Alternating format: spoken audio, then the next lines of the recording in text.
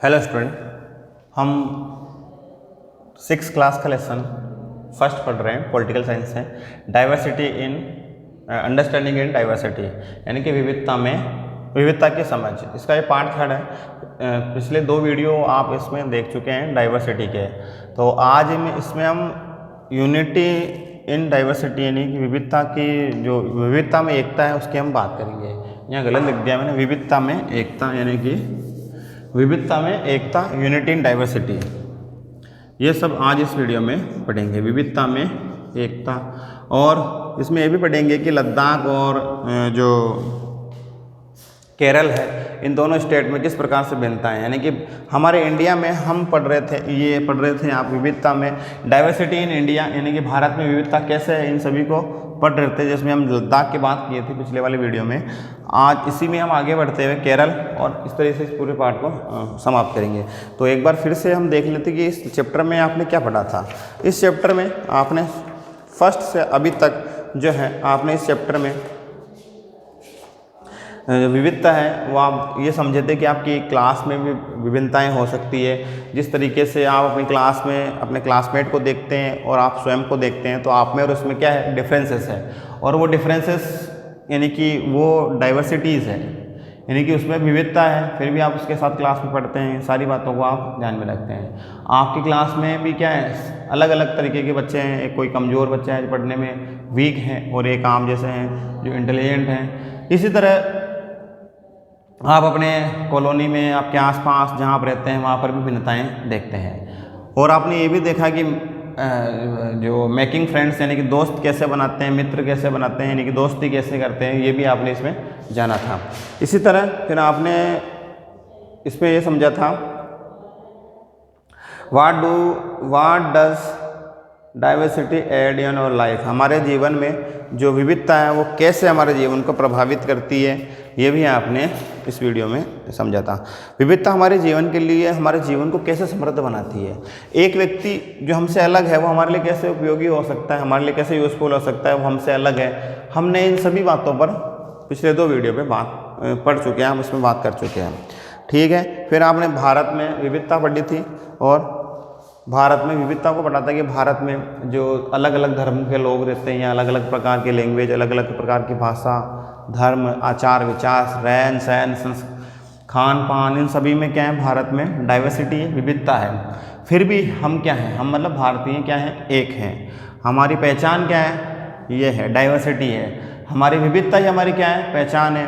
क्योंकि हम देखते हैं हम राजस्थान में रहते हैं, इसी तरह हमारे राजस्थान का खान पान, रहन सहन, वेशभूषा, आचार विचार, लैंग्वेज, ये सभी क्या है, हमारी अपनी अलग विशेषता है। इसी तरह हम बिहार की बात करते हैं या यूपी की या और किसी स्टेट की बात करते हैं, तो वहाँ का रहन सहन, खान पान, आचार विचार, भाषा, उनकी लैंग्वेज, उनका धर्म, उनका क्या है, हमसे अलग है। तो फिर भी क्या है, हम सब अलग होते हुए क्या हैं, हम सब एक हैं। यूनिटी इन डाइवर्सिटी यानी कि हम अनेकता में भी क्या है, हमारी एकता है, हमारी पहचान है।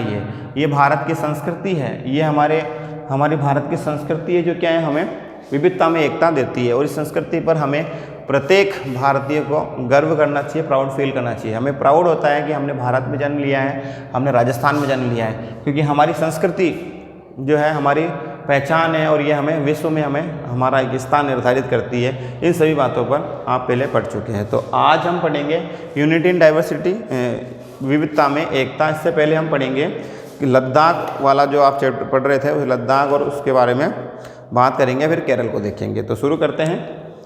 लद्दाख जो है, लद्दाख आप देखते हैं, लद्दाख जो है वो हमारे इंडिया का एक भाग है, जम्मू कश्मीर में स्थित है ये, और बर्फीला एरिया है, रेगिस्तान है। यहाँ पर बर्फ़ के रेगिस्तान है, बर्फ़ के रेगिस्तान है। हमेशा वर्ष भर यहाँ बर्फ़ जमी रहती है। लोग यहाँ खाने पीने के लिए, पानी के लिए लोग बर्फ़ पिघलने पर डिपेंड रहते हैं। इस तरीके से वहाँ का जीवन कैसा है, इन सभी पर बात करते हैं। तो शुरू करते हैं। आज का ये वीडियो जो है लद्दाख के बारे में है। लद्दाख क्या है? Ladakh is the desert in the mountain in the eastern of part of Jammu Kashmir, यानी कि जम्मू कश्मीर के यह पूर्वी जो भाग है पूर्वी भाग जो है जम्मू कश्मीर के पूर्वी हिस्से में स्थित है। ईस्टर्न यानी पूर्वी, ठीक है। Very little agriculture in possible for since the region does receive any rains and cover in the snow for large part of the year. यानी कि यहाँ पर जो लोग हैं ये यहाँ पर बहुत ही कम लोग क्या है खेती करते हैं, क्योंकि कारण क्या है, क्षेत्र में रेन जो है, रेन यानी कि बारिश जो है वो बहुत ही कम होती है और यहाँ पर आने जाने के साधन भी बहुत ही कम आसानी से लोगों को उपलब्ध हो पाते हैं। लोग यहाँ पर आने जाने के लिए जैसे कोई ट्रेन आसानी से वहाँ जाती है, ट्रेन की व्यवस्था वहाँ नहीं है, ट्रेन वहाँ नहीं चलती है। बसेस जो चलती हैं वो खाड़ी जो वहाँ पर खाइयाँ यानी कि जो पहाड़ है उन पहाड़ों के बीच में आने जाने की यातायात के जो साधन हैं वो बहुत ही मुश्किल भरे हैं और कठिनाई से भरे हुए हैं। यहाँ पर बहुत ही कम पेड़ उग पाते हैं, यानी कि बहुत लिटिल ट्रीज आर ग्रो, यानी कि बहुत ही कम पीपुल जो पेड़ पौधे हैं वनस्पति है वहाँ पर कम उग पाती है। क्यों? बर्फ़ की वजह से ऐसा होता है। बर्फ़ की वजह से यहाँ पर बहुत ही कम आप देखते हैं वनस्पति पेड़ पौधे हैं। और जो पेड़ हैं वो कैसे हैं, वो शंकुनुमा पेड़ हैं, यानी कि जो बर्फ़ इस तरीके से पेड़ है वहाँ पर शंकुनुमा, यानी कि इस तरीके से पेड़ उगते हैं कि यहाँ पर अगर इस पर बर्फ़ गिरती है तो वो सीधे ज़मीन पर आकर गिर जाए और यहाँ पेड़ों के ऊपर न रहे। तो इस तरीके से पेड़ भी कैसे हैं, इनके शंकुनुमा पेड़ हैं इस तरीके से, तो शंकु पेड़ बोलते हैं इनको, शंकुनुमा पेड़ पाए जाते हैं यहाँ पर, ठीक है, ताकि यहाँ पत्तों पर बर्फ़ टिकी नहीं रहे। ठीक है, तो आइसक्रीम जैसा लग रहा है, आइसक्रीम नहीं, ये जम्मू कश्मीर का पेड़ है, ठीक है। यहाँ पर जो लोग हैं यहाँ के पानी पर डिपेंड किस पर रहते हैं, गर्मी आने पर बर्फ़ पिघलने के लिए पानी पर डिपेंड हो जाते हैं कि बर्फ़ पिघलेगी और पानी मिलेगा पीने के लिए, ठीक है। People here keep sheep and the sheep is the reason are special because they product pashmina wools, यानी कि यहाँ के जो लोग हैं वो पश्मीना जो ऊन होती है उस ऊन से बने कपड़े पहनते हैं। और वो ऊन जो है वो एक विशेष प्रकार की बकरी होती है, उस बकरी को वो क्या करते हैं, पालते हैं, उसको घर में रखते हैं और उससे ऊन प्राप्त करते हैं। और उस ऊन से वो क्या बनाते हैं, ऊनी वस्त्र, ऊनी कपड़े बनाते हैं, गर्म कपड़े, वार्म क्लॉथ, उससे पहनते हैं वो सर्दियों में। दे प्रोडक्ट पश्मीना वूल, और किससे प्राप्त होती है, पश्मीना वूल से प्राप्त होती है।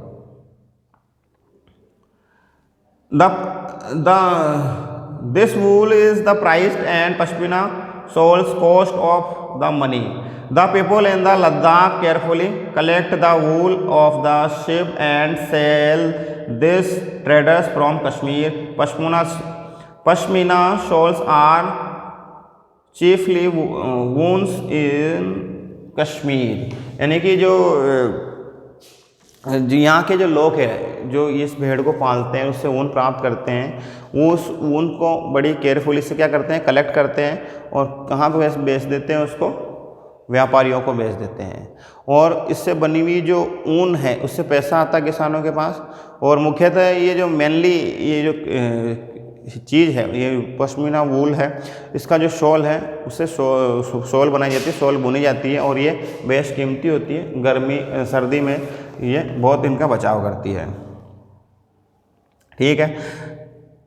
The people eat meat and milk product, this cheese and butter is family own, some gods cows and ducks, यानी कि याक्स काऊ, यानी कि जंगली गाय जिसको आप कहते हैं, पहाड़ी गाय कहते हैं, बर्फीली गाय। Being a desert did not mean that Ladakh did not attract his share of the traders.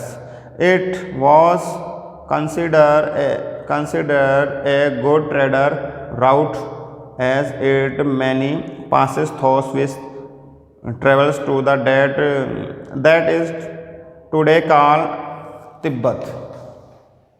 यानी कि आप देखते हैं यहाँ के जो लोग हैं, यहाँ के लोग दूध से बने हुए जो प्रोडक्ट होते हैं उस पर ज़्यादा डिपेंड होते हैं। दूध से बने हुए प्रोडक्ट जैसे मक्खन है, यानी कि बटर, चीज़ यानी कि पनीर, और मीट यानी कि मांस, इस पर निर्भर उनको खाते हैं।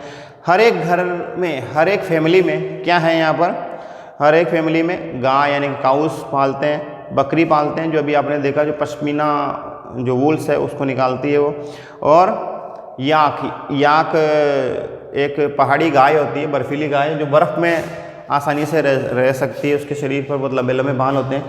याक आपने सुना ही होगा, वाइफ और याक जो होता है इंग्लिश वाला, वो उस गाय से ये दूध प्राप्त करते हैं और उसी से बने प्रोडक्ट को ये यूज़ करते हैं।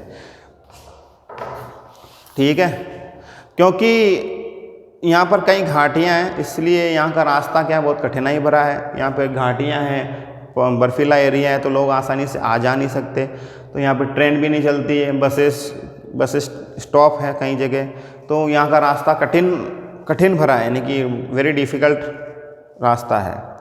ठीक है, कश्मीर के रास्ते से ही बौद्ध धर्म निकला था, आप जानते हैं सभी, बौद्ध धर्म कश्मीर के रास्ते से निकला था और यहाँ से ही तिब्बत वह पहुँचा था। तिब्बत से होता हुआ फिर चाइना में बौद्ध धर्म का विस्तार हुआ। करीब यहाँ से 400 साल पहले यहाँ के लोगों ने इस्लाम धर्म को कबूल कर लिया और आज तक क्या है, लोग यहाँ पर मुस्लिम लोग यहाँ ज़्यादा रहते हैं। लद्दाख में गानों और कविताओं को सुनना लोग ज़्यादा पसंद करते हैं और इसका उन्होंने एक म्यूजियम बना रखा है गानों का और इनका संग्रह। तो यहाँ के जो स्थानीय रूप से जो मुसलमान और बौद्ध धर्म के लोग ज़्यादा यहाँ रहते हैं और उनका ये जीवन है, वो एक साथ रहते हैं और हैप्पीली यहाँ पर लोगों का जीवन चलता है। तो ये लद्दाख के बारे में बात करते हैं केरल की। आपने देखा केरल के लोग किस तरीके से जीवन जीते हैं, केरला वाले लोग। अब बात कर लद्दाख वाले, अब बात करते हैं केरल के बारे में। केरल में कैसे डिफ़िकल्टली है, यानी कि विविधताएं हैं, उनके बारे में बात करते हैं। डाइवर्सिटी के बारे में, diversity in Kerala state. Kerala state की बात करते हैं। केरला क्या है, केरला कौन से स्टेट में? Kerala is the state in the south west corner of India. ये भारत के साउथ एरिया में है Kerala. It is surrounded by the sea on side and hills of other. A number of space of capers columns and are show the hills. Its specs make this region and attractive place for the trader. Urban traders were first comes here. The epochs of chest to thumbs and becomes in the nearly 2000 year ago, and it's created with the being of India. Many urban traders also comes and settled down here. Kerala जो है, केरला क्या है? केरला भारत के दक्षिणी पश्चिमी कोने में एक बसा हुआ भारत का एक राज्य है और यहाँ पर एक तरफ क्या है, समंदर है, एक तरफ समंदर से घिरा हुआ है, दूसरी ओर बड़ी बड़ी ऊंची ऊंची पहाड़ियों से ये हमारा केरला घिरा हुआ है। इन पहाड़ियों पर विभिन्न प्रकार के मसाले, काली मिर्च और लौंग, इलायची आदि यहाँ उगाए जाते हैं। क्या है, इन मसालों के कारण यह क्षेत्र व्यापारियों के लिए काफ़ी आकर्षण का केंद्र होता है और कहा जाता है कि भारत में अंग्रेज़ जो क्या वो मसालों के कारण ही भारत में उन्होंने अधिकतर जो लोग थे आक्रमण हुए भारत में मसालों के कारण हुए। भारत में मसालों के लिए जाना जाता था। करीब आज से सबसे पहले अरबी और यहूदी व्यापारियों ने केरल में आए। यहूदी और जो अरबी आक्रमणकारी थे वो केरला में आए और कहा जाता है कि यहीं से ईसा मसीह के जो दूत थे थॉमस, वो यहीं से निकले थे थॉमस, और उन्होंने ईसाई धर्म का प्रचार प्रसार यहाँ पर किया था। थॉमस जो थे ईसा मसीह के धर्मदूत, संत थॉमस लगभग 2000 साल पहले यहाँ आए थे और उन्होंने ईसाई धर्म का यहाँ प्रचार किया। भारत में ईसाई धर्म को लाने का श्रेय उन्हीं को जाता है, सर थॉमस को। किसको जाता है? ये जो ईसाई धर्म के मसीहा थे, इस प्रभु ईसा मसीह, उनके जो धर्मदूत थे संत थॉमस, उनके कारण ही भारत में क्या जो है भारत में ईसाई धर्म लाने का श्रेय उनको जाता है। अरब में कई व्यापारी यहाँ आकर बस गए। इब्ने बतूता ने बताया है कि करीब 700 साल पहले यहाँ, इब्ने बतूता एक अरबी लेखक था, उसने ये बताया कि वो लगभग यहाँ से 700 साल पहले आया था और उसने अपनी किताब लिखी थी रहला पुस्तक में उसने बताया था, जो करीब 700 साल पहले आया था, जहाँ अपने यात्रा वृत्तांत में मुसलमानों के जीवन का उसने परिचय देते का मुसलमान समुदाय की यहाँ बड़ी संख्या में इज्जत है। वास्को डी गामा भी भारत पानी के रास्ते से भारत पहुंचा था। वास्को डी गामा कौन था जिसने भारत की खोज की थी? वो भी यहाँ कालीकट के बंदरगाह पर उतरा था। कालीकट एक जगह है यहाँ पर, वहाँ पर उतरा था। सभी ऐतिहासिक प्रभावों के कारण केरल के लोग विभिन्न धर्मों का पालन करते हैं, जिसमें यहूदी है, इस्लाम है, ईसाई है, हिंदू है, मुस्लिम है, बौद्ध है। यहाँ सभी लोगों के धर्म के लोग क्या हैं, केरल में रहते हैं। यहूदी भी रहते हैं, मुस्लिम भी रहते हैं, क्रिश्चियन भी रहते हैं, हिंदू भी रहते हैं, एंड जो बौद्ध धर्म को मानने वाले लोग हैं वो भी रहते हैं। चीन के व्यापारी भी केरल आए थे, यहाँ से वो मछली पकड़कर ले जाते थे और वो मछली के बड़े जाल, मछलियों को ज़्यादा यहाँ पकड़ते थे और चाइना में ले जाते थे। उन जालों से हूबहू मिलते जुलते थे। उन्हें चीनी जाल कहा जाता था। जब मछली पकड़ने का जाल था वो चाइना से लाते थे और यहाँ पर भी हमने बनाना शुरू कर दिया। तलने के लिए जो लोग बर्तन का इस्तेमाल करते हैं उन्हें चीनी पट्टी कहते हैं और इसे चीन शब्द की बात से इशारा होता है। तो ये सारी बातें आपने पढ़ी। आपने लद्दाख के बारे में जाना, लद्दाख में किस प्रकार से लोग अपना जीवन जीते हैं और किस प्रकार से केरल में रहते हैं। केरल में रहते हैं, केरल में एक तरफ क्या है, पहाड़ है, दूसरी तरफ क्या है, सी यानी समंदर है। यहाँ पर कई आक्रमण हुए, यहूदियों ने किए, यहूदी आक्रमणकारी यहाँ पर आए और इसके अलावा अरबी आक्रमण यहाँ पर हुए। इस प्रकार से क्या केरल की जो संस्कृति है, वहाँ का जो कल्चर है वो अलग तरीके का डेवलप हो गया, जिसमें हिंदू है, यहूदी है, मुस्लिम है, क्रिश्चियन है, बौद्ध है, जैन है, फारसी है, सभी प्रकार के लोग रहते हैं, हैप्पीली रहते हैं। तो ये भारत की एकता है। हमने भारत की एकता को जाना, विविधता में एकता को हमने समझा, विविधता में एकता हमारी पहचान है, इस सभी को हमने इस वीडियो में जाना। तो आज आपके इस वीडियो में ये चैप्टर क्या है, कंप्लीट हो चुका है। अगले वाली वीडियो में हम पढ़ेंगे चैप्टर 2, जो है आपका अगला वाला चैप्टर जो है वो कौन सा है वो आप बता सकते हैं।